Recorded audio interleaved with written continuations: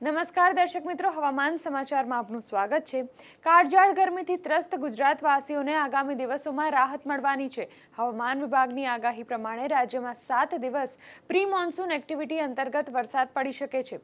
આગામી દિવસોમાં દાહોદ, છોટાઉદેપુર, ડાંગ, તાપી, નવસારી, વલસાડ, દમણ અને દાદરા નગર હવેલી જિલ્લાના અમુક ભાગમાં હળવા વરસાદ અને ગાજવીજ સાથે વરસાદ થઈ શકે છે, જ્યારે દીવ અને રાજ્યના બાકીના જિલ્લાઓમાં હવામાન શુષ્ક રહી શકે છે।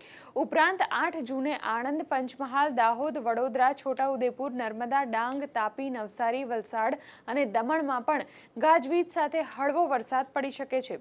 તો આ તરફ 10 જૂને દક્ષિણ ગુજરાતના તમામ જિલ્લાઓમાં અમુક સ્થળોએ તેમજ દાદરા નગર હવેલી અને ઉત્તર ગુજરાતના મહેસાણા, સાબરકાંઠા, ગાંધીનગર, અરવલ્લી, ખેડા, અમદાવાદ, આણંદ, પંચમહાલ, દાહોદ અને મહીસાગરમાં વરસાદની સંભાવના છે, જ્યારે રાજ્યના બાકીના જિલ્લાઓમાં અંશતઃ હવામાન શુષ્ક રહી શકે છે।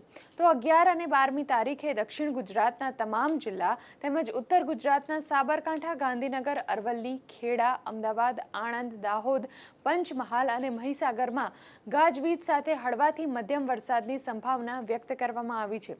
સૌરાષ્ટ્રની વાત કરીએ તો અમરેલી, ભાવનગર અને ગીર સોમનાથ તેમજ દીવ જિલ્લાના અમુક સ્થળોએ ગાજવીજ સાથે હળવો વરસાદ પડી શકે છે।